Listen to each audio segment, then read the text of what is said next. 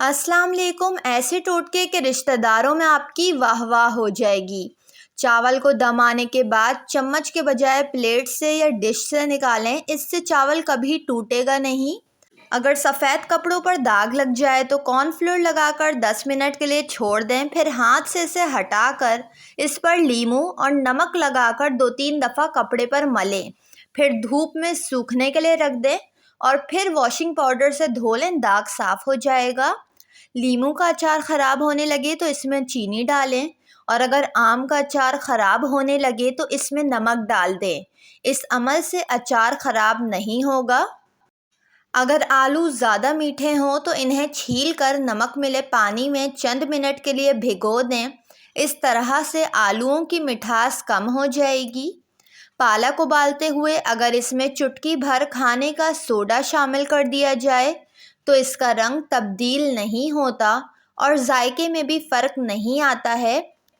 कालीन पर अगर चाय गिर जाए तो इस जगह फ़ौरन पिसा हुआ नमक छिड़क दें। खुश्क होने पर गीले कपड़े से साफ़ कर लें, चाय का धब्बा गायब हो जाएगा। बालों को झड़ने से बचाएं। सर्दियों का मौसम में बाल काफ़ी झड़ते हैं। प्याज को काटें और इसे सर पर अच्छी तरह मल लें। थोड़ी देर में सर धो लें, इसमें मौजूद सल्फ़र बालों को घना करती है। पट्ठों की कमज़ोरी के लिए काली मिर्च पट्ठों की कमज़ोरी दूर करती है। 5 हफ्तों तक दोपहर और रात के खाने से 1 घंटा पहले 21 काली मिर्चों को 2 कप पानी में उबाल लें। जब पानी 1 कप रह जाए तो छान कर पी लें। इसके इस्तेमाल से आप अपने अंदर एक नई ताकत महसूस करेंगे और 5 हफ्तों में पट्ठों का दर्द दूर हो जाएगा। दांतों की पिलाहट दूर करें।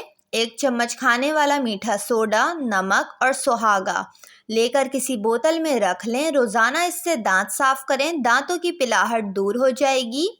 या सरसों के तेल में 1 चाय का चम्मच नमक मिलाकर दांतों पर लगाने से दांत सफ़ेद हो जाते हैं। सांस की बीमारी के लिए 1 छोटी प्याज का रस और बड़ी इलायची को तवे पर भूनकर इसके दाने निहार मुँह खा लें। सांस की बीमारी के लिए इंतहाई मुफीद है। बड़ी इलायची के दाने को प्याज के रस के साथ खाना है। अंडे से तली हुई चीज़ों के लिए अंडे को जब भी फेंटें, इसमें 1 चाय का चम्मच दूध और 1/4 चाय का चम्मच बेसन शामिल करें। इससे अंडे में लपेट कर तलने वाली चीज़ें बेक हुई हुई महसूस होती हैं और अंडा भी महफूज रहेगा और बहुत ही मज़ेदार बनती हैं। पकोड़े बनाते वक्त अगर थोड़ा सा लहसुन पीस कर बेसन में डाल दें तो जायका भी अच्छा हो जाएगा और हज़म भी आसानी से हो जाएगा। कलौंजी और मेथी हम वज़न पीस कर 1 चुटकी खाना पकाने के दौरान डाल दें तो खाने में लज्जत आ जाती है। किसी भी डिश में आप कलौंजी और मेथी 1 चुटकी डाल सकते हैं, खाना लजीज बनेगा। अमरूद खाने के 1 घंटा बाद तक पानी ना पिएं, गला ख़राब हो सकता है। शुगर वाले मरीज़ शकरकंदी और चुकंदर इस्तेमाल ना करें। इन दोनों चीज़ों के इस्तेमाल से इनका शुगर लेवल बढ़ सकता है।